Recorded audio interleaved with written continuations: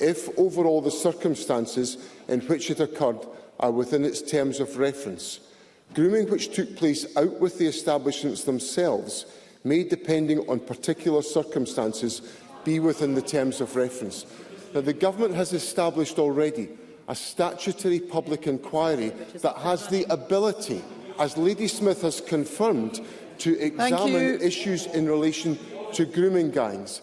And that is some of the work the Government has to take care to make sure that we properly respect the independent inquiry that we have established by statute, which has the power to look at many of these issues.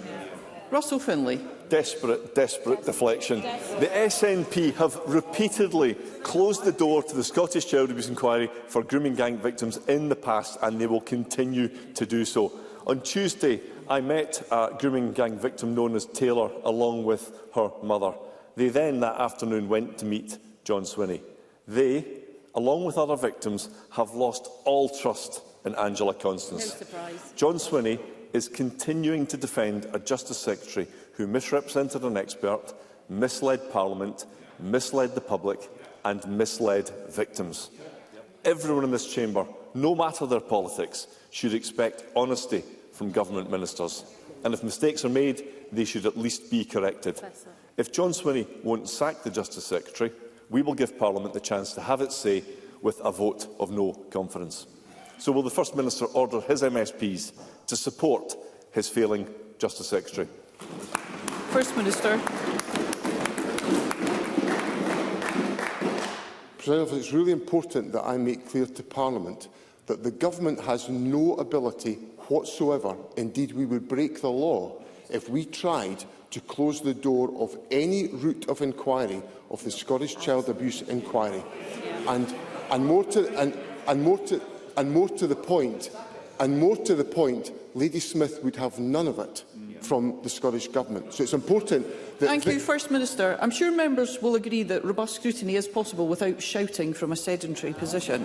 So it's really important that I make clear to Parliament and the public that the Government has no ability to in any way hinder the role of the Scottish Child Abuse Inquiry. I met Taylor on Tuesday with members of her family, and the first thing I want to set out to Parliament is that I apologised to Taylor because it was obvious to me, from what she said to me, that she had been failed, as so many young people in care have been failed by our care system. That is why we established the Scottish Child Abuse Inquiry, to ensure that those individuals could find justice. That is why we commissioned the independent review of care. That is why we are taking forward the delivery of the promise to make sure that for care-experienced individuals in our society, they are never subjected to any abuse in the future. That is the commitment of my government. That is the focus of me, all the members of my cabinet, and that's exactly what we will continue to do. Thank you. We move to question number 2. I call Anna Sarwar. Thank you, Presiding Officer. This morning I have lodged a motion of no confidence in Justice Secretary Angela Constance. It is clear that she misrepresented Professor Alexis Jay on an issue as serious as grooming gangs and misled this Parliament. She has had repeated opportunities to apologise and correct the record, but has failed to do so. And despite what John Swinney says, she's had repeated requests from Professor Jay to correct the record, but has failed to do so, and victims do not have confidence in her. It is now clear that she cannot stay in her position. She must resign, or John Swinney must sack her. Why is John Swinney defending the indefensible and refusing to do so? First Minister. What I'm doing is setting out to Parliament the substance of this issue and the actions the Government is taking to make sure that we improve the lives of individuals who have suffered in the past as a consequence of abuse in the care of the state. That is what we are doing, and the Government will take forward that agenda. Ms Sarwar.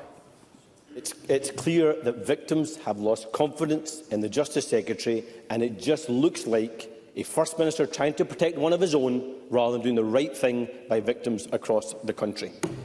The rules are clear. Breaching the ministerial code is a sackable offence, but this SNP government is addicted to cover-up and secrecy.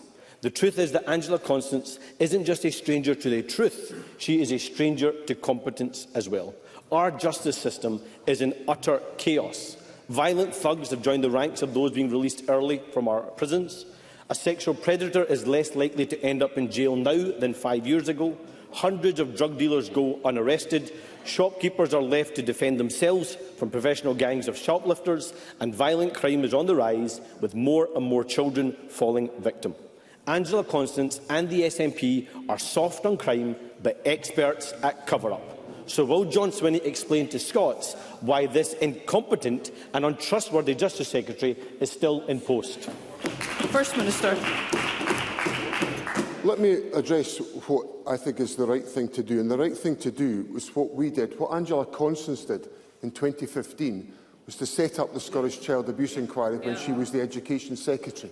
And there was much resistance to that inquiry, but Angela Constance took the decision to set up that inquiry, and it was absolutely the right thing to do, and I applaud her for taking that decision, the justice that it will bring to individuals. Then on the question of the way in which the criminal justice system is operating, let me just tell Mr Sarwar that the number of people given a custodial sentence in the latest data increased by 13% from 2022-23. Rape and attempted rape convictions at 221 were at an all-time high. This was driven by both high prosecutions and a 10-year high in conviction rate for rape and attempted rape. That is what the justice system is doing just now, standing on the side of victims, making sure that the perpetrators of violence against women are brought to justice, and I'm proud of this government's record in bringing criminals to justice for doing so.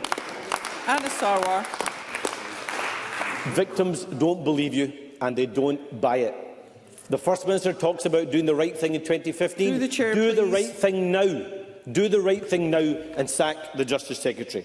Because this SNP government is addicted to cover-up, and no issue is out of bounds for their spin. The rules are clear that Angela Constance must go, and victims are clear that Angela Constance must go. And every single person sitting at home watching these pathetic responses from John Swinney knows that Angela Constance must go. But he thinks he knows better. She misled Parliament on the issue of grooming gangs. The Health Minister used public money to be chauffeured to football matches. His predecessor misappropriated public money to watch football on his iPad, and John Swinney, Nicola Sturgeon and Humza Yousaf all wiped their phones during the pandemic. Let's hear Mr Sarwar. They don't want to hear it, Presiding Officer. They all wiped their phones during the pandemic, so we will never know what really went on. They think the rules don't apply to them. They think they can always get away with it. Why does John Swinney and the SNP hold the people of Scotland in such utter contempt? First Minister. I do no such thing. And what I do in office is I focus my government on making sure that it delivers for the people of Scotland, and it is doing so. So on health, we have the highest number of operations undertaken since the pandemic. In our schools, levels of literacy and numeracy across primary and secondary schools are at a record high. Business investment has exceeded over 10% of GDP for the first time in 20 years in Scotland. Unemployment is lower in Scotland than the rest of the United Kingdom, and child poverty is falling in this country when it's rising in the rest of the United Kingdom because of the focus of my government. So I serve the people of Scotland with every fibre of my body, and I intend to continue doing so. We move to question number 3. Ross Greer. Thank you. Across the country, families just cannot get the local services they need. Every day in school, children with additional support needs are being failed by a near total lack of specialist staff. More than 10,000 children will spend this Christmas in temporary accommodation, and far too many elderly and disabled people and their families just cannot get the care packages that meet their needs. At the other end of the spectrum, though, the wealthiest people in Scotland just keep getting wealthier. For all the mistakes that she made in her budget, the Chancellor's mansion tax plans for England will raise hundreds of millions of pounds, but that cash will be grabbed by the Treasury rather than go to local councils. Does the First Minister agree with the Scottish Greens that we could use a Scottish mansion tax to fund local services like education, housing and social care and deliver the support that our communities so desperately need? First Minister. Obviously, I recognise many of the challenges and pressures that Mr Greer puts to me about additional support needs. We did, of course, as a consequence of the agreement we reached in the budget last year, in our dialogue with local government, invested more money into additional support needs. We are investing in, we've restored the budget, in fact we've exceeded the previous budgets on housing to ensure that we tackle the temporary accommodation issue, and obviously the greater than real terms support for local government delivered a stronger position, although I accept the pressures to deliver care packages. So the issues that Mr Greer is raising with me are issues that are material to the government's budget, which will be settled in January. I welcome the dialogue that's taken place with the Scottish Green Party. We are open to the ideas and the suggestions that have been made, and we will give them every consideration. But Mr Greer knows from the extensive discussions he and I have had on these issues over the years the commitment I have to investing in public services to meet the needs of the public. Ross Greer.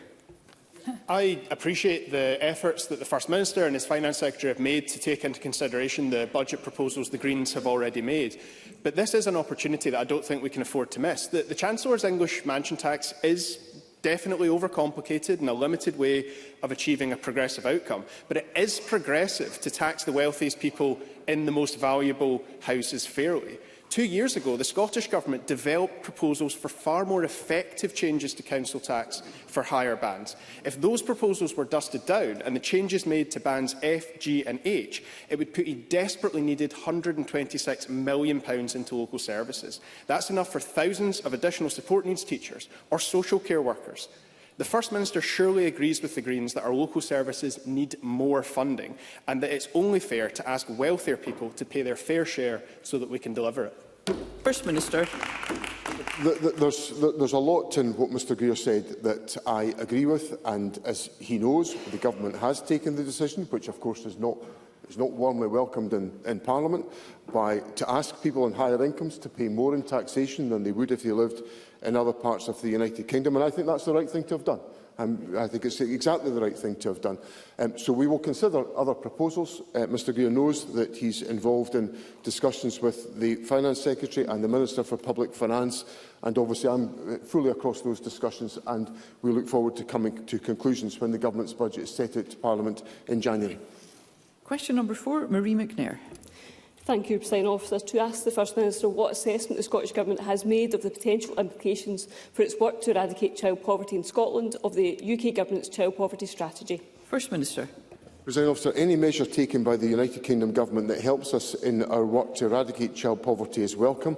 The decision to lift the two-child limit that was proposed and pressed for by this Government is welcome. But the UK Government strategy still fails to recognise the damaging impact of benefit cap or the local housing allowance freeze, which only further drive families into poverty.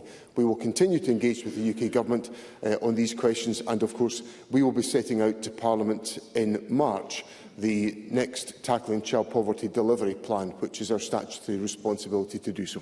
Marie McNair. I thank the First Minister for that answer. Thousands of children are in poverty under Labour because they've kept Tory austerity. They bungled the scrapping of the two-child policy by keeping the benefit cap. So many families with more than 2 children may still be capped. The child poverty strategy was an opportunity for the UK Government to deliver real change, but it's fallen short of the bold action needed. In fact, the United Kingdom House of Commons Library found that if Labour had matched key SNP government policies, they could lift an additional 1.1 million children out of poverty across the UK.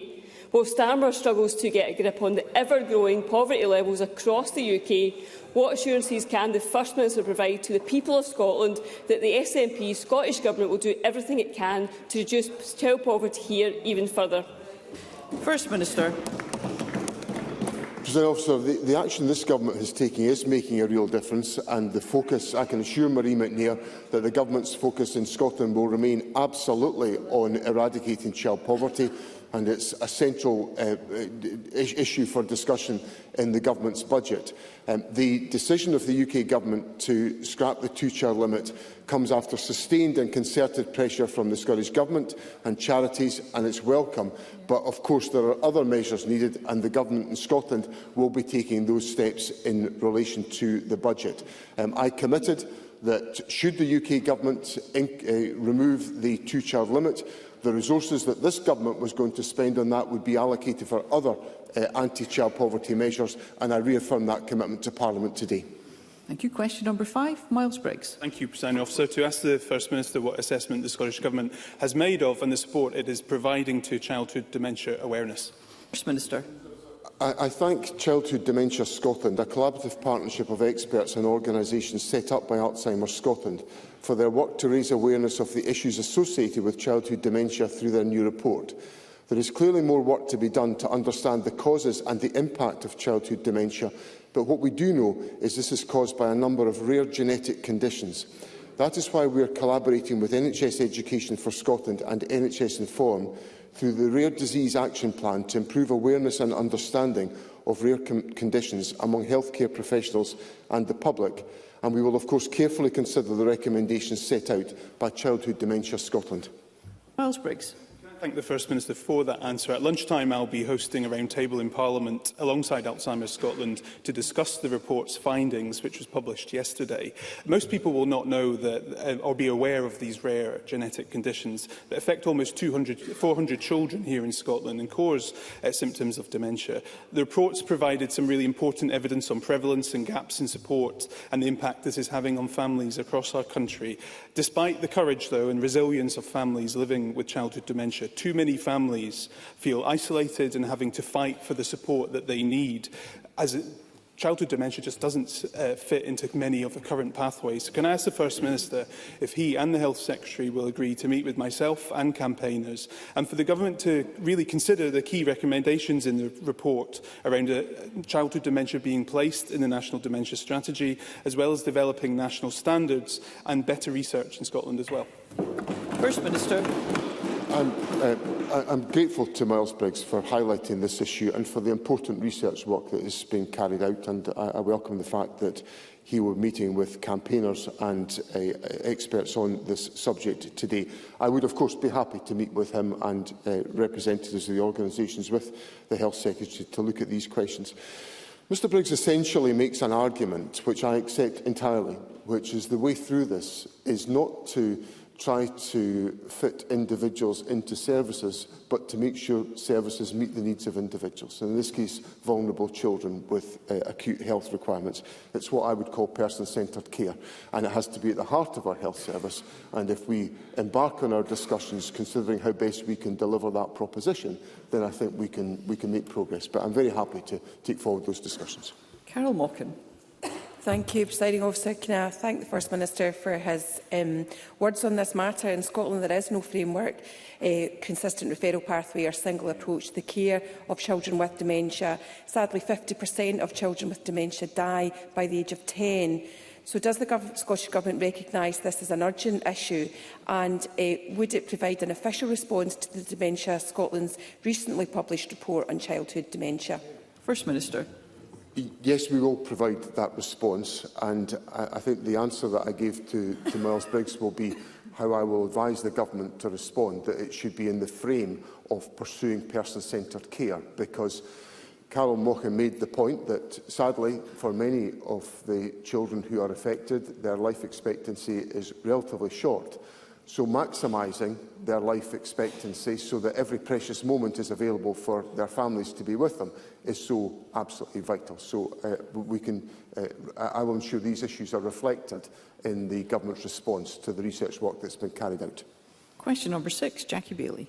To ask the First Minister what the Scottish Government's response is to the independent investigation into NHS Scotland by the retired consultant surgeon and former President of the Royal College of Physicians and Surgeons of Glasgow, Mr Mike McCurdy. First Minister. So the Government carefully considers all reports on the performance of the National Health Service. Jackie Bailey. Presiding Officer, Mike McCurdy's comprehensive report does lay bare the consequences of the lack of delivery in our NHS after almost 2 decades of SNP spin. And despite what the First Minister says, very little has improved under the SNP. Let's take the longest waits. The former First Minister, Hamza Youssef, said he would end waits of over 2 years by September 2022. 3 years on, and thousands of people are still waiting. Now, the First Minister is promising to end all waits over a year in just 4 months' time. But last month, we learned that 11,246 people are still waiting over 2 years. So let me ask the First Minister, who should the public trust?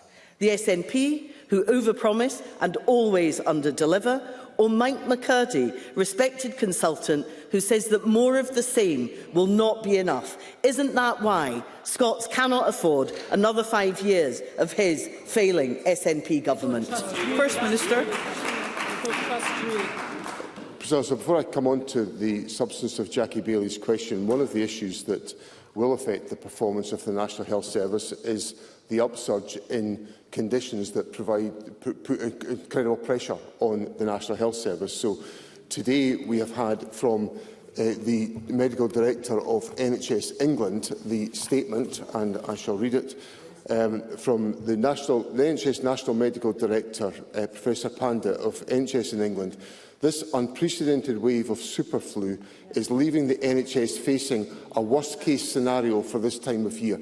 Now, I'm simply saying that the health service will undoubtedly face enormous pressures and waves of cases that will come our way, which is exactly what is happening in relation to performance on accident and emergency because of flu pressures. If it's happening in England, it's likely to be happening in Scotland, and it is happening in Scotland.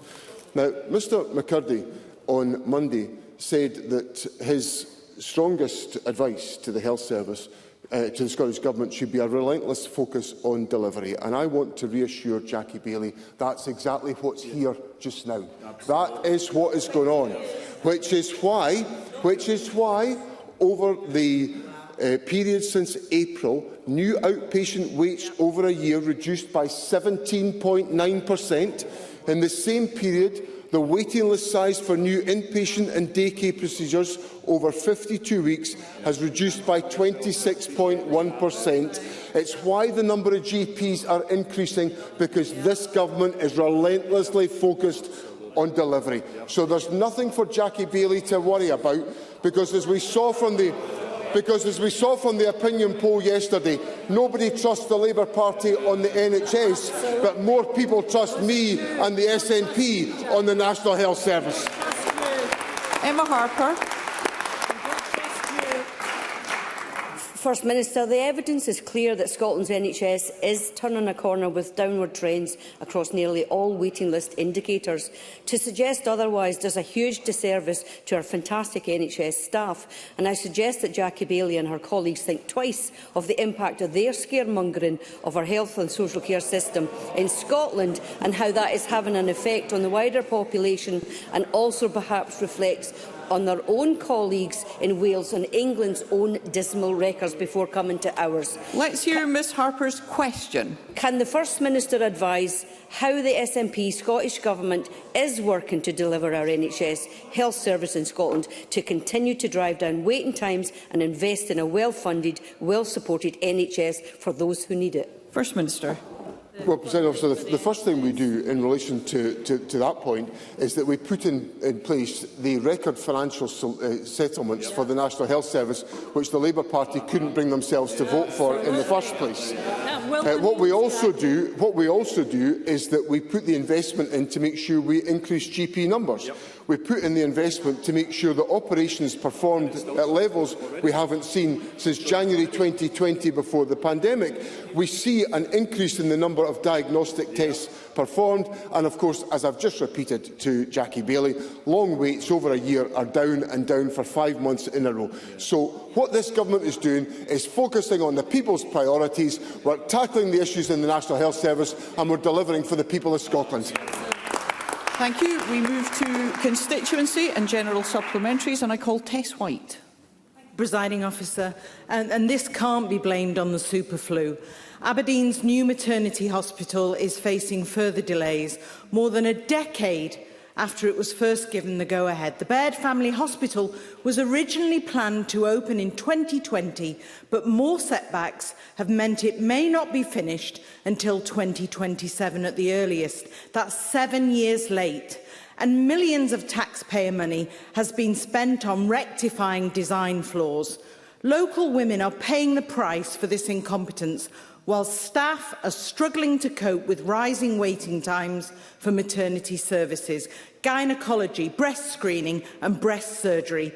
First Minister, will you engage with NHS Grampian and visit the site to see for yourself the problems causing these delays? Always through the Chair. First Minister. Officer, I understand the significance of the points that Tess White raises. Obviously, the safety of NHS facilities is absolutely essential, and in the design phase of the Baird has taken place when we have encountered issues about, which have been raised and are the subject of inquiry about hospital constructions that have been completed in other parts of Scotland. So we have to be mindful of the safety issues, which explains a lot of the issues that are at play here.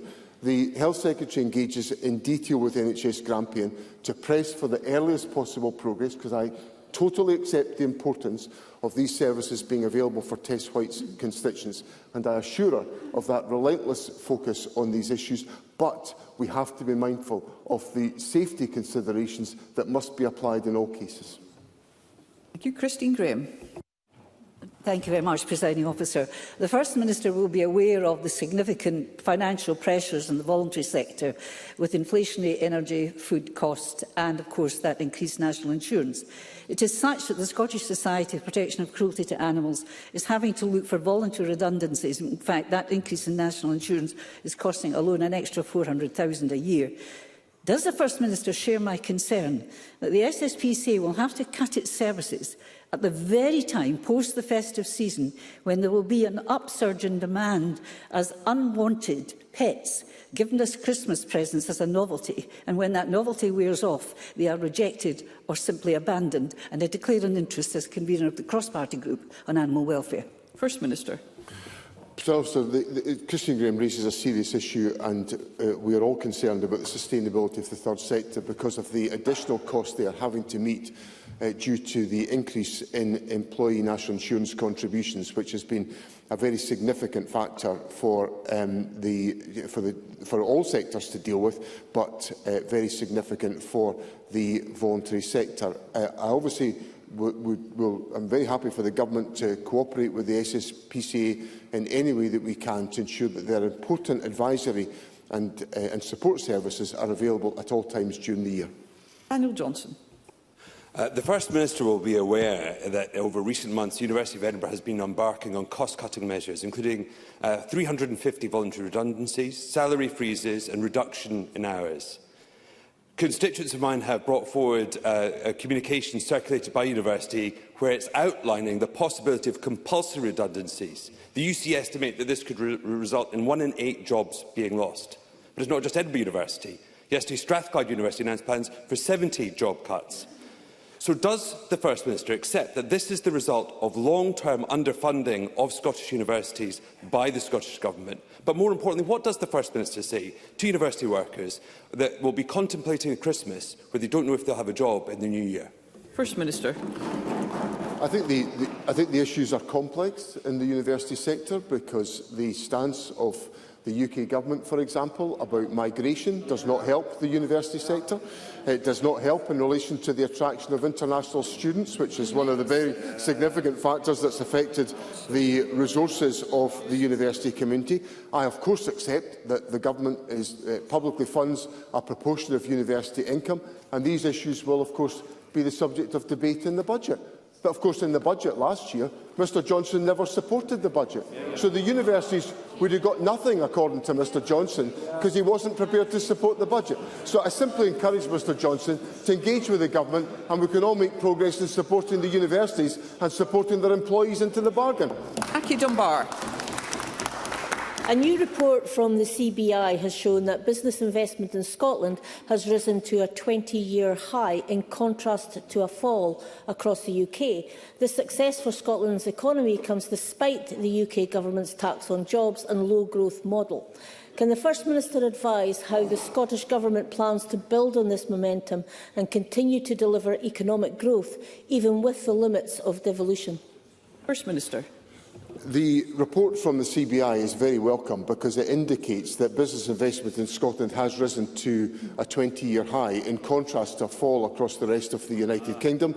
That goes alongside the fact that unemployment in Scotland is lower than the rest of the United Kingdom, another indication of the strength of economic performance in Scotland. And, of course, we had the view of the credit rating agencies, which said that Scotland had a strong and diverse economy and it benefited from prudent financial management in the public finances and institutional strength. So I think what this report demonstrates is that Scotland is an attractive place for investment, Scotland is a successful and dynamic economy, and it's got good stewardship of its public finances.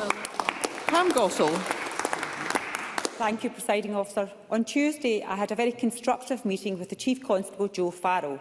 She assured me that Police Scotland are complying with the Supreme Court judgment on the definition of the word woman. The Chief Constable told me that Police Scotland did not wait on any guidance from the EHRC, but rather produced their own interim guidance, which is based on biological sex. So can I ask the First Minister again, especially bearing in mind the Sandy Peggy judgment, why has it taken almost 8 months for other public bodies to follow the law? First Minister. Well, I think one of the issues that we have been mindful of is the need to ensure that the complex legal judgment of the Supreme Court is correctly and properly applied in guidance. And we've taken those, we've published new guidance in a number of different areas in relation to workplaces within the Scottish Government, in relation to the guidance on schools. That has been published. So there's obvious issues that we have to continue to work through, as we saw in the judgment that was announced at the beginning of the week on Monday in relation to the Employment Tribunal, a further range of complexity that has got to be wrestled with. So I simply reassure Pam Gossel the Government is doing the work to ensure that these issues are properly addressed, and we have already done so in relation to the documents we've published. Richard Leonard. Thank you, Presiding Officer. I hope that the First Minister will join with me in welcoming yesterday's Supreme Court decision in the Crozier versus Scottish Power case and commend Elaine Veal, whose father, Robert Crozier, died from mesothelioma in 2018, for her unrelenting struggle in an 8-year battle with his former employer, Scottish Power plc, to win this case. So will he join me in condemning the actions of Scottish Power in resisting and obstructing this claim? And will he welcome the fact that on this occasion at least, the Supreme Court has understood the clear intention of this Parliament in passing the Damages Asbestos-Related Conditions Scotland Act 2009? First Minister. Presiding Officer, I think Mr Leonard raises a very important example of the importance of addressing issues that are involved in the damages legislation and the enormous suffering that individuals with mesothelioma have experienced and suffered. So I associate myself very much with the comments that Mr Leonard has made, and I'm glad that this issue has been able to be resolved satisfactorily. But it should not have come to the length that it has come to ensure that that justice could be achieved. Kevin Stewart. Thank you, Presiding Officer. Scotland is an energy-rich country, but people are struggling with sky-high bills to heat their homes. For too many years, Westminster has squandered Scotland's energy, whilst failed to provide any meaningful support to people in Scotland to raise living standards. Whilst Westminster is sitting on its hands, can the First Minister advise what steps the SNP Scottish Government is taking to support people on low incomes with their fuel bills this winter? And can he say any more about what we could do differently with the full powers over Scotland's energy with a fresh start of independence? First Minister. Presiding Officer, over this winter, the Government will invest over £196 million in our winter heating benefits, providing vital support towards the cost of energy for those with a greater need for heat, including low-income households, families with disabled children and young people and pensioners. In addition to this, low-income Scots, including pensioners, will continue to receive our winter heating payments worth £59.75 this winter. These payments are only available in Scotland. So those are some of the measures the Government is taking within its existing powers.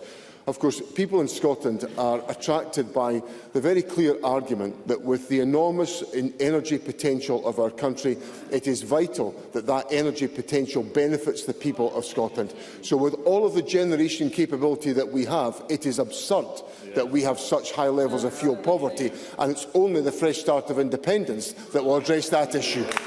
Murdo Fraser.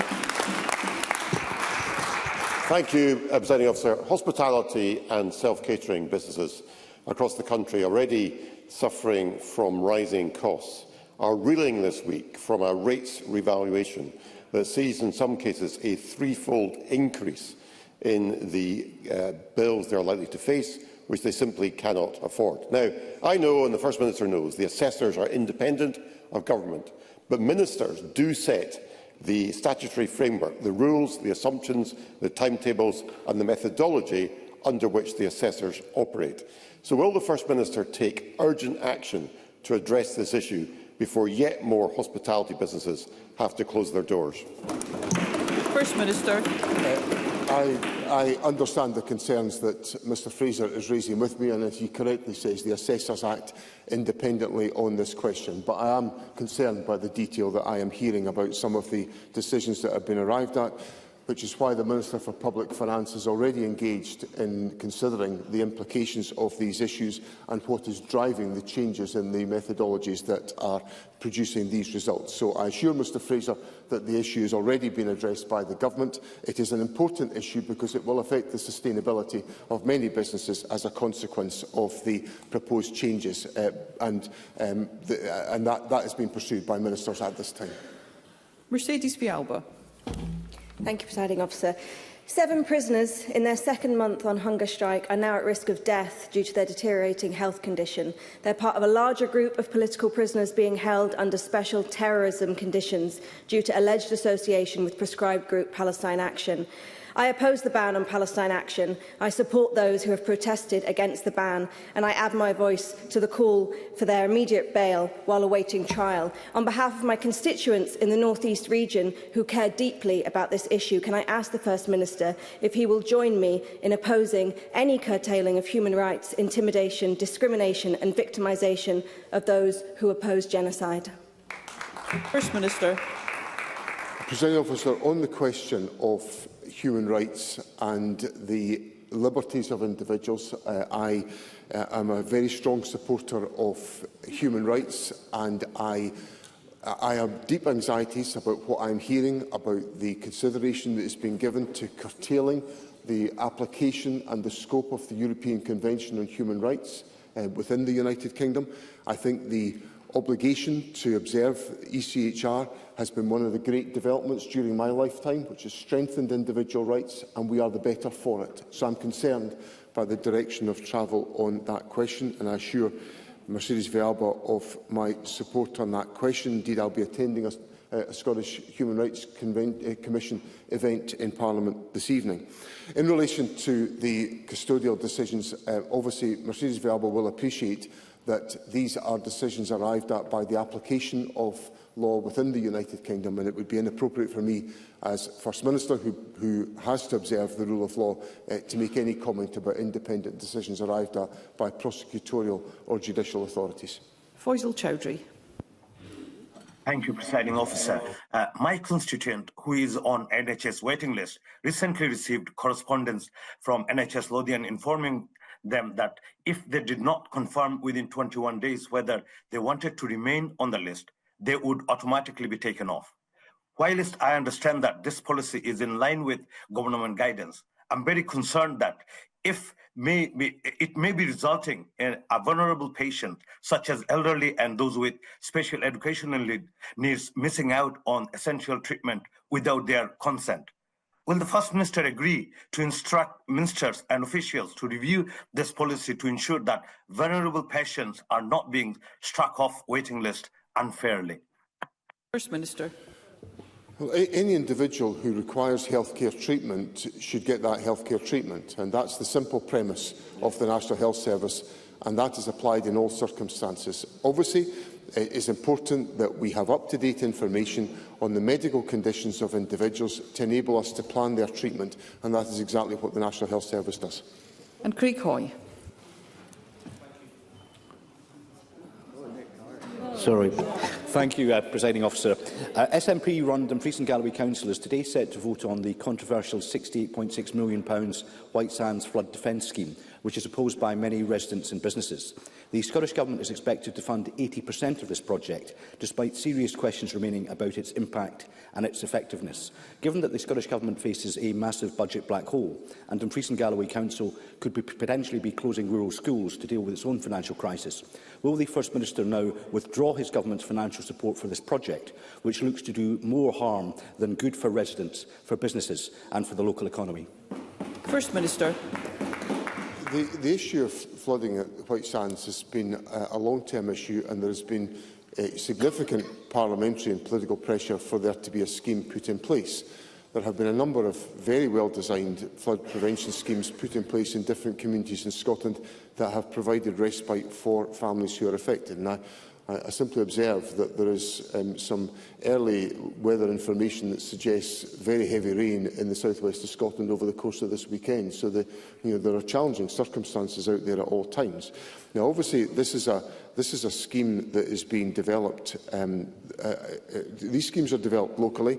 They are put into a wider discussion across all local authorities to determine funding priorities, and the Government allocates funding accordingly. Now, that is essentially the Government collaborating with a locally based approach to the design of these flood prevention schemes. And what Mr Hoy is asking me to do is to take that power away from local authorities and to decide it in the centre. And normally Mr Hoy rails against the Government deciding on these issues. So I do understand. I've had much correspondence over the years from people who don't like the scheme that's proposed at White Sands, but I simply say that it's important that we listen carefully to the expert advice about what's the right course of action to take on these issues.